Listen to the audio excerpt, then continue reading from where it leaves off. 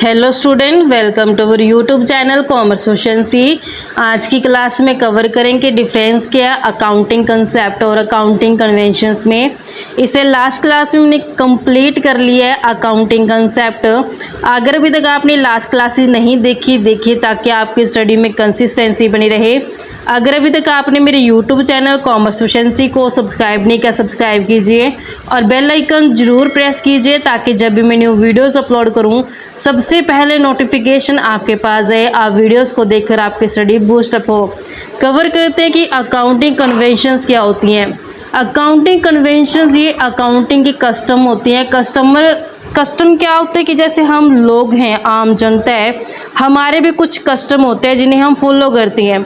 वैसे ही अकाउंटिंग के अंदर भी कुछ कस्टम बनाई जाती हैं जो जनरली एक्सेप्टेड की जाती हैं, अडोप्ट की जाती हैं जनरल एग्रीमेंट के द्वारा, या फिर जो अकाउंटेंट होते हैं वो आपस में सहमति करके है जो उन्हें अडोप्ट करते हैं।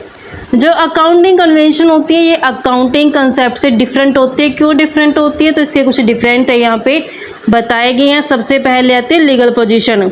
अकाउंटिंग कंसेप्ट की लीगल एक्सेप्टेंस होती है, कानूनी तौर पे इसे जो सहमति दी गई है।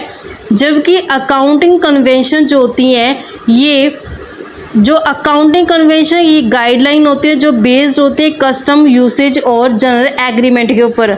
यानी कि जो अकाउंटिंग कन्वेंशंस है ये क्या है, गाइडलाइंस है जो किसके ऊपर बेस्ड है, कस्टम, यूसेज और जनरल एग्रीमेंट के ऊपर। नेक्स्ट आता है रिकॉर्डिंग वर्सेस फाइनेंशियल स्टेटमेंट। जो अकाउंटिंग कंसेप्ट होती हैं ये बेसिक अजम्पशन होती हैं जिनके बेस पे ट्रांजेक्शन को रिकॉर्ड किया जाता है, बुक्स ऑफ अकाउंट्स को मेंटेन किया जाता है। वहीं अकाउंटिंग कन्वेंशन फॉलो की जाती हैं जब प्रॉफिट एंड लॉस अकाउंट और बैलेंस शीट को प्रिपेयर किया जाता है। सिग्निफिकेंस यानी कि इम्पोर्टेंस क्या है, जो अकाउंटिंग कंसेप्ट हैं ये यूनिफॉर्म सेट ऑफ रूल होते हैं, यानी कि सभी के लिए ये सेम रूल हैं जो फॉलो किए जाते हैं ट्रांजेक्शन को रिकॉर्ड करते समय। वहीं अकाउंटिंग कन्वेंशन अकाउंटिंग कंसेप्ट जितनी इम्पोर्टेंस नहीं रखती।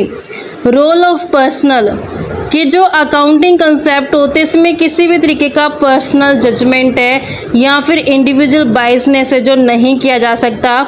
जबकि अकाउंटिंग कन्वेंशन के अंदर पर्सनल जजमेंट एक मेन रोल प्ले करती है जब भी अकाउंटिंग कन्वेंशंस को अडोप्ट किया जाता है। यूनिफॉर्म अडॉप्शन जो अकाउंटिंग कंसेप्ट होती हैं ये यूनिफॉर्म होती हैं, सबके लिए एक जैसे होती हैं।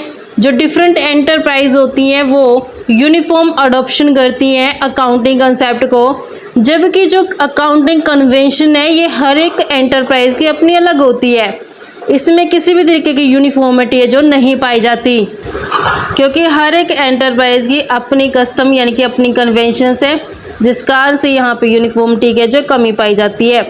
इस तरीके से बच्चों हमारे पास ये डिफरेंस बनता था कि क्या डिफरेंस है अकाउंटिंग कंसेप्ट और अकाउंटिंग कन्वेंशन में। आई होप आपको क्लियर हो गया।